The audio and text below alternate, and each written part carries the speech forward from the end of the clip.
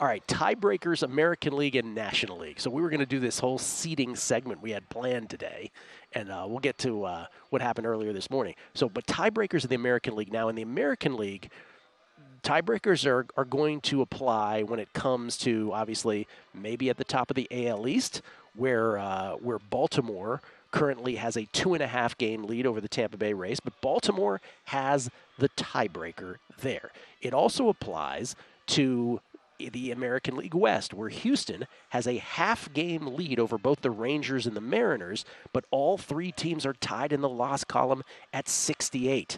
Houston is 84 and 68, while the Rangers and Mariners are both 83 and 68. So it's anybody's division. Here are your tiebreakers. And remember, tiebreakers in Major League Baseball now are decided on head-to-head competition, and if you are tied in head-to-head, then, Kelly, it goes to the ridiculous intra-division record. Now, when it comes to winning a division, well, that's fine because it's the same division. But when it comes to teams competing for a wild card, it's the most ridiculous thing ever because you would, in essence, take Team A from the American League East, what's their record in the American League East, and juxtapose it against Team B in the American League West, and what's their record in the American League West. It's a stupid tiebreaker. But anyway, in the West itself, Seattle has the tiebreaker over Houston on head-to-head. Houston has the tiebreaker over Texas, and Texas has the tiebreaker over Seattle. So it's a little round robin. Now, the Texas-Seattle one, they still play each other 7 more times, and Texas is currently up 5-1. So Seattle could conceivably have the tiebreaker over Texas, but Texas has the big lead in it. So you understand, right now it's a round robin. Seattle over Houston, Houston over Texas, Texas over Seattle, with that last one still pending. When it comes to the AL wildcard tiebreaker, this now also involves Toronto. So take whichever two teams don't win the AL West and the Toronto Blue Jays, whereas in the wildcard race right now, Toronto is 84 and 67, while right now the Rangers and Mariners are 83 and 68. So it's a 1-game lead. Toronto has the tiebreaker over Houston, Texas has the tiebreaker over Toronto, and Seattle has the tiebreaker over Toronto.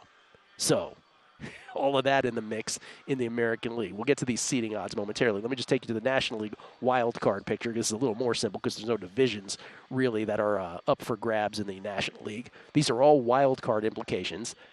The Chicago Cubs, who currently inhabit the number 2 wild card position, they lose all tiebreakers to the Diamondbacks, Reds, and Marlins.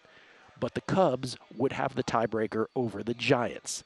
The Giants would have the tiebreaker over both the Reds and the Marlins, but their tiebreaker over Arizona will be determined today, Kelly, because those two teams have split the first 12 games this year. Okay? Cincinnati and Miami also have the tiebreaker over Arizona, and Miami has the tiebreaker over Cincinnati. Most of these are head-to-head, but some of these have to go to the second tiebreaker of intra-division record. For instance, that last one, Miami versus Cincinnati. Miami and Cincinnati actually 3-3 this year, but Miami's record in the NL East is 25 and 23, whereas Cincinnati's 19 and 27 in the NL Central, so they have no shot at that. Now, there's more tiebreakers that apply, and this comes to seedings. Right now in the American League, the second seed is still up for grabs. Houston, as I mentioned, right now has the half-game lead over both the Rangers and the Mariners. So right now, they are the number 2 seed, right, by a half a game. But the Minnesota Twins are only 4 games behind Houston currently. Minnesota's remaining schedule at Cincinnati today, and then 3 home against the Angels, 3 home against the Athletics, 3 at the Rockies. Whereas Houston, after they play Baltimore today, they do have 3 against the Royals, but then they got to go to Seattle for 3 and Arizona for 3, and it's going to matter to both Seattle and Arizona those final 6 games collectively. So Minnesota right now at DraftKings is 50-1 to get the number 2 seed. Now, as I was mentioning at the beginning of the show, we actually had this segment planned, Kelly, but Mitch and Paulie before us, they stumbled into this earlier when it was 110-1, so they actually got it knocked down to 50-1. Oh, wow, okay. So in the last 2 hours, you and I were like feverishly doing this planning of we'll get all the tiebreakers, we'll do all the seedings. What a great bet this is. So when I built it, it was 60-1. So it came down even Yes. from there, from 60 to Yes. 50. Okay. So there it is, the American League number 2 seed odds. Astros are minus 105, Mariners plus 170. You see the Twins are 60 to 1. There's a path with that schedule. It's 50 to 1 now. There's a path with that schedule that Twins could actually get there. Now, can you rely on the Twins, for those of us who watch baseball on a daily basis, and you're like, well, the Twins got to really win all these games now. Can you rely on this baseball team on a daily basis? I mean, not really. So even with a great schedule, 50 to 1 is still appropriately a long shot, but it is tantalizing because of that schedule, if they could just get their act together. Now, as far as the American League number 5 seed, because remember now, this is, you essentially have 3 teams, whichever 2 teams don't win the AL West, and the Toronto Blue Jays, you essentially have 3 teams competing for the number 5 position, but the team that's currently in the lead in the American League West is obviously involved in this as well. And those are really the 4. I know we have Tampa Bay on the screen as well, but they're really not going to be the number 5 seed. They're too far ahead to really be considered here. Jays are the favorite at minus 160, but the Rangers plus 350, the Astros plus 550, and the Mariners 6 to 1. I mean, you could really take a shot, because Will was making a point earlier that if you took a couple teams at plus money, you're sort of guaranteed to make money. And I can't remember what market he was talking about. Maybe it was was he talking about to make the playoffs, I think, for a couple of those teams in the AL West. This you could apply the same sort of thing in the number 5 seed and the number 6 seed in the American League. If you really believe 2 teams have a better shot based on schedule above the fray, maybe you play it that way. But it is so jumbled for 5 and 6 in the American League that I really can't definitively make a recommendation on one team.